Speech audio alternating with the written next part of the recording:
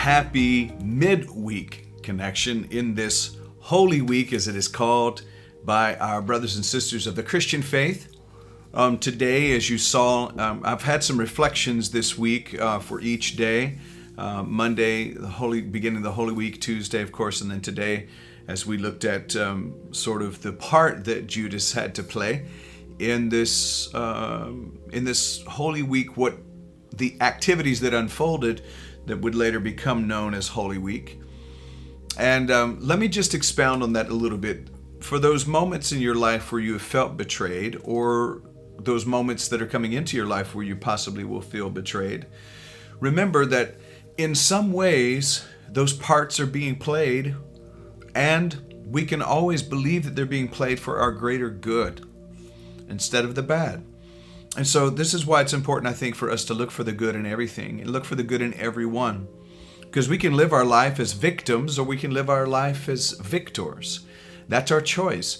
I choose to look at my life as a life filled with victories, a life filled with wonder and awe and beauty and grace and joy and love and light and truth, clarity. I choose to see everything that's happening in my life as the opportunity. Each thing is an opportunity to wake up even more to my authentic, beautiful, divine unfolding. Sometimes it takes pressure for that to happen. I remember hearing years ago, and I don't even remember whose quote this was, but basically the quote said, "Not a single rose gets to bloom without first growing through the dirt."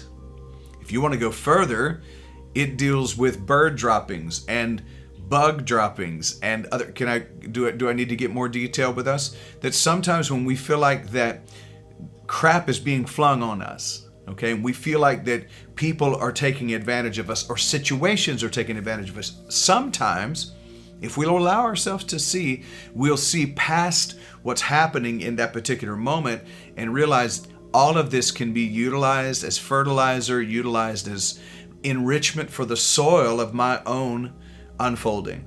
And I choose to see it that way. Now, this doesn't mean that people should stay in situations where they're being abused or being victimized. That's not what I'm saying. But I'm saying we can experience these situations in one of a few ways. One, as something that's against me, or two, as something that is going to work for me, period. And that's the way I have chosen to live my life.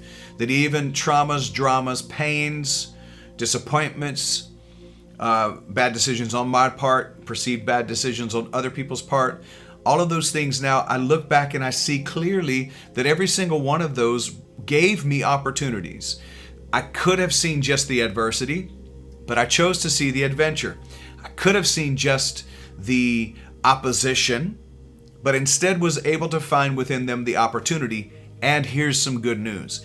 If you didn't look for the adventure and the opportunity in those adverse and those opposing moments of your life, if you didn't see it back then, you can retroact the wisdom from that, the knowledge from that, by forgiving it through a sense of higher consciousness understanding.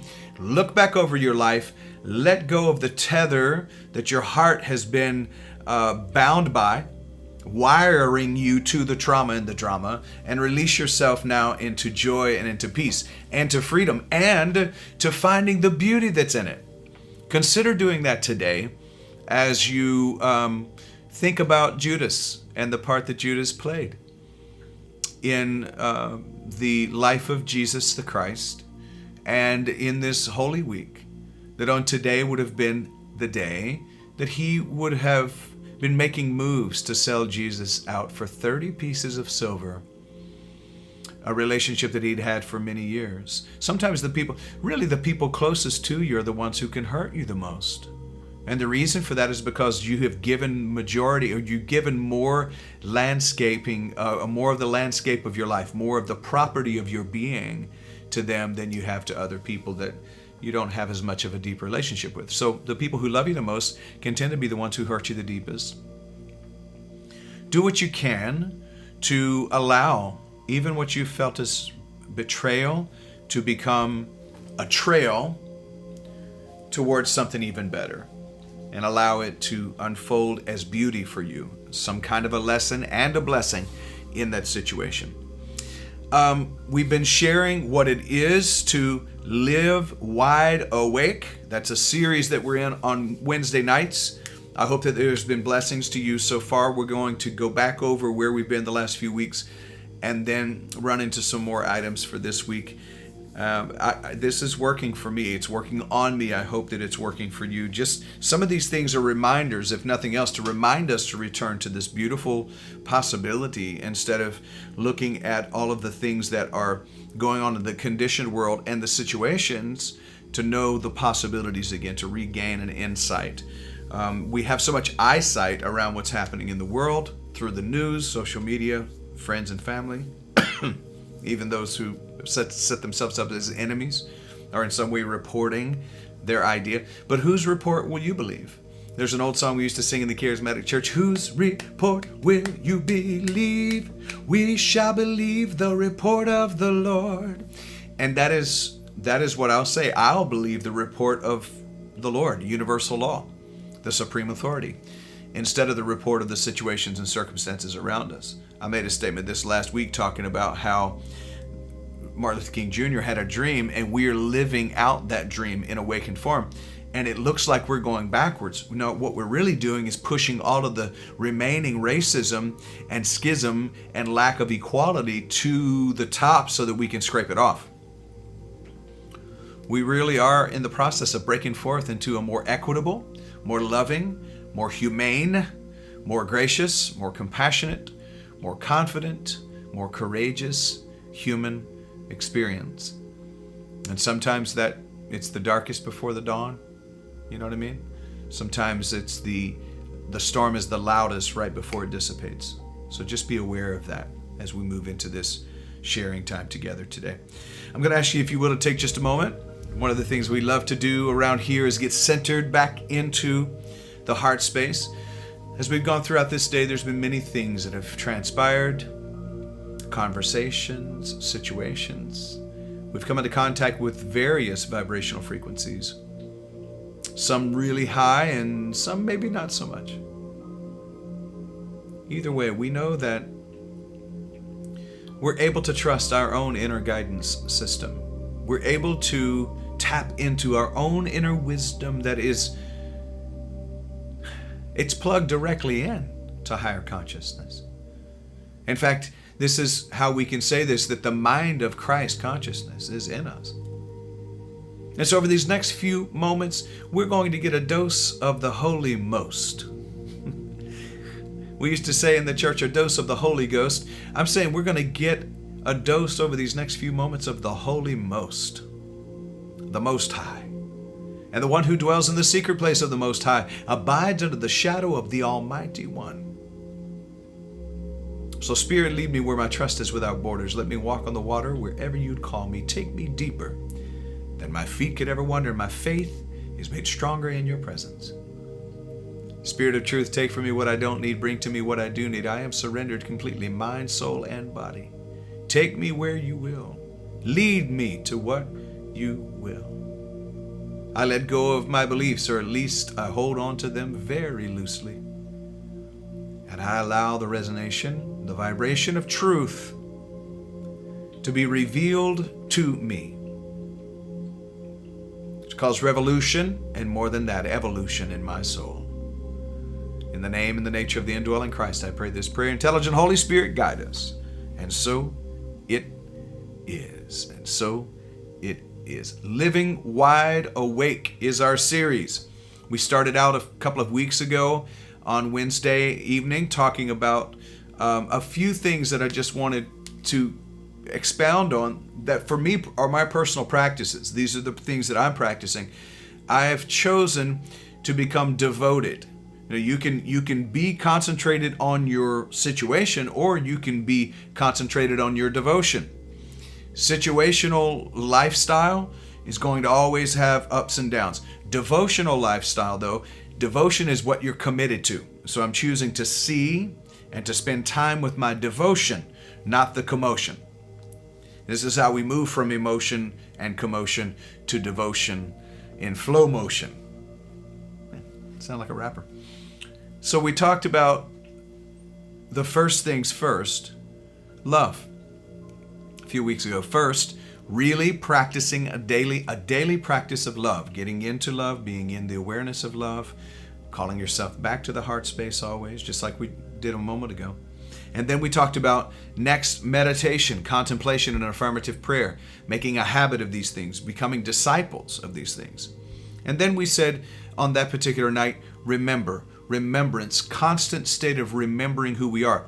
That actually will happen more and more through meditation, contemplation, and affirmative prayer, life visioning, as well as getting into love. It will begin to bring back to your remembrance. It'll help you to remember what has been dismembered. And then we said last week, practice the presence of God. Actually spend time practicing the presence of the holiest one. That is, of course, within you, the kingdom and the queendom of God that is within you. Practice that presence of God. And then we talked about your power of choice. You had the power to choose. You have the power to choose whether to unfold. I'd like to say this too. Even if you have a diagnosis, you still have the power to choose your prognosis or your progress through whatever dis-ease or dysfunction may be going on in your life. Choose to be the one that's in charge of your own process and your own progress. Choose your prognosis. And then we talked about, actually I believe it was last week, we actually talked about the most simple step in being fully awake is to practice being more conscious and more self-aware. We talked about how self-actualization and self-realization is really, in fact, God-actualization and God-realization. Because to find the true self, you must locate the divine. Because you emanate from that. That is your original. Your origin point is divine. So when you locate that, you'll locate in that your true self. So the most simple step to living life fully awake and fully aware, as we have said, living wide awake, the most simple step is to practice being more conscious and more self-aware, more self-actualized. We said that awareness is a vital ingredient. Everything else is just expressing the emotional need to experience, and doing so often perpetuates the human condition, not addresses it. It does not address it. So be more conscious and self-aware. This week, I'd like first to look at these three things. Number one, begin and end your day with a quiet moment of contemplation and reflection, knowing that in those moments, it's important for you to set intentions, because when you set intentions, you will set the attention of your unconscious or subconscious mind. We believe in our personal belief system here that we have three minds. That we have the subconscious mind, which controls 95% of what we do in our human experience. And we have our conscious mind, which is in charge of about 5% of what we do in a day. And that we have our superconscious or higher consciousness mind, which is the mind of God, also known as the mind of Christ, the Christ consciousness. Begin and end your day with quiet moments of reflection. Now, when I talk about reflection, I'm not talking about activating and reactivating what you did not like about today. I'm not talking about activating, reacting, and rehearsing. Okay, this is reflection. Not rehearsing that person that cut you off in traffic, or the person at work that was irritating you, or a disagreement you had with your partner. When you rehearse those things, you're actually setting an intention, bringing the subconscious mind to attention, and it's going to ruminate and essentially marinate the meat of your soul around that particular vibration for the whole night as you sleep. So it's important for you to rehearse and to reflect on how you responded to those situations, and then begin to rehearse in your mind's eye. I like to say, go into the theater of your mind and look on the screen of your imagination and play out how you want tomorrow to go. Play out your plan for resting as you sleep.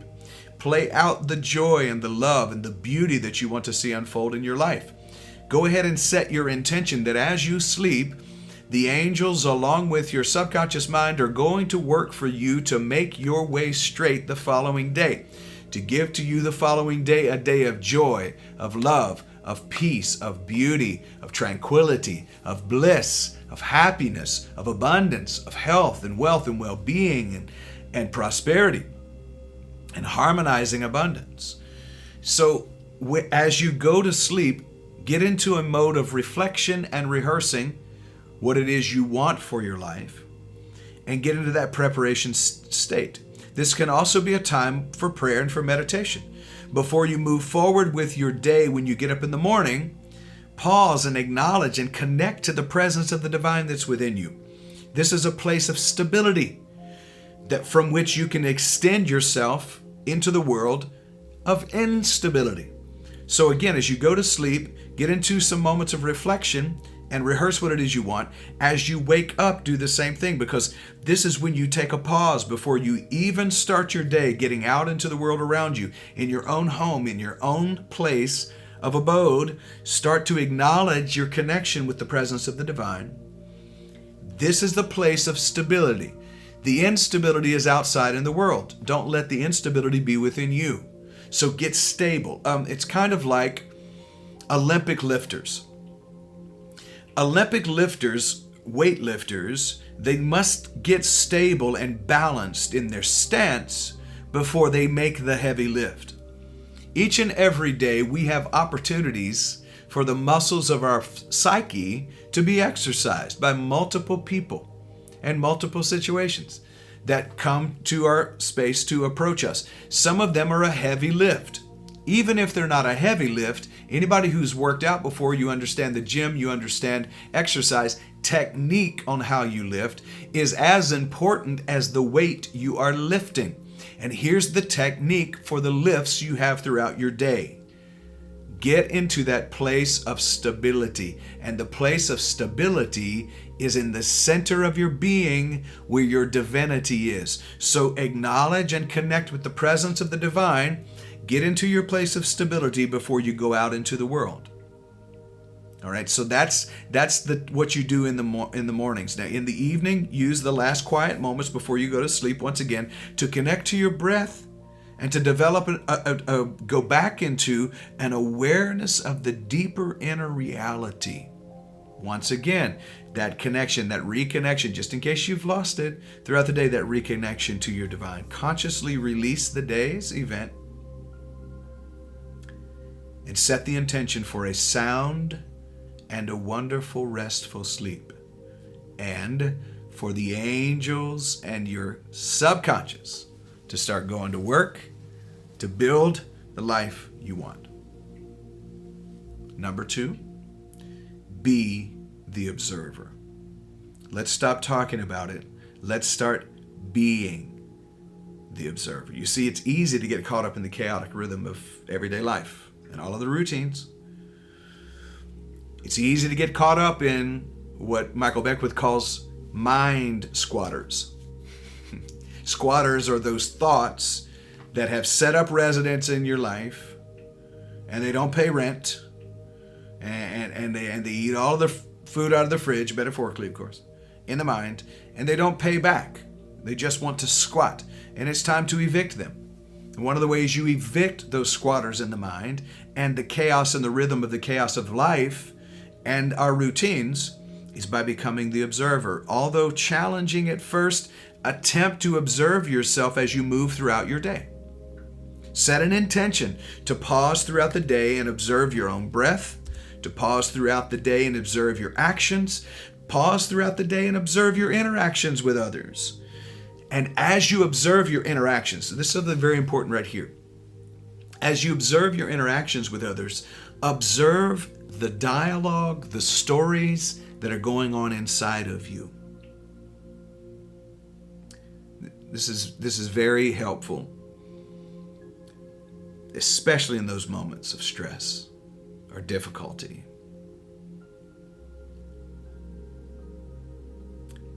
Observe your interactions, but observe your inner dialogue and do it without judgment. This is so important because as you observe, you begin to, instead of being attached to the judgment of your thoughts, you simply notice them as the observer and as the witness. And because you're not in judge mentality, you're continuing to move in love mentality, and you begin to see the separation between yourself, the true self, and the thoughts, the true self and the emotions, the true self and the feelings. This will give you a more balanced and a stable life. This conscious observation can begin to shift your perspective and your perception, and instead of looking at the day as something that you've just got to survive, that you've just got to get through, if I can just make it through today, you begin to step out of the chronic state of busyness, out of the chronic state of chaos, out of the chronic state of dis-ease and disenchantment and stress and anxiety, and the ego's need to be separate from others. You step out of that busyness and you start to appreciate a deeper experience of life as it's happening in every single moment, because you're actually able to see the enjoyable side and the interesting side of life through the lens of the observer, instead of the one who's caught in the wind, caught in the storm. You're the one who is observing. You're seeing it. You're witnessing it. But you know that your true and authentic eternal self is the one who's watching it, not the one who's caught in it. And then lastly, for this evening, intentionally look for and find inspiration. Intentionally look for and find inspiration. I know I have shared this with you before, but I believe it to be true. I believe that sometimes we get so lost in the information that we end up in the inflammation of our soul and self, and we end up getting lost in all of the data stream of life. Social media news, people telling you about what so-and-so's doing, who they're sleeping with, who they're flirting with, what kind of money they're stealing, all of the stuff, all of the drama and the trauma that comes along with all of the chaos. So we get caught up in it, and we start to get to the place where we think more information will help with this inflammation, and it won't. It'll just increase it. It'll just make it more inflaming. Instead of getting so caught in the trap of information, find that space of inspiration. And I know I've said to you before, Wayne Dyer taught this for years. This is who I learned it from. That to be inspired is to be in spirit. It's the same place that enthusiasm comes to be in our lives. And enthusiasm is the word entheos, or from the word entheos, which means to be in God. To be inspired is to be in spirit. To be enthused is to be in God. And this spiritual path that resonates with you starts to give you joy, harmonizing prosperity, peace, a true sense of actually enjoying life. I say when you get inspired, I-N-S-P-I-R-E-D, you will start to enjoy, I-N-J-O-Y, life. You will be inspired, and then you will enjoy. You will be the embodiment of joy. And you will begin to actually appreciate and sail through life a little better. If you find it difficult to find inspiration, you can cultivate the intention to find your path and then be open to all of the wonderful possibilities. Read an uplifting text.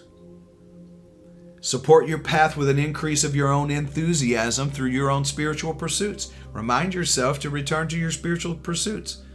And in that place, you'll find inspiration.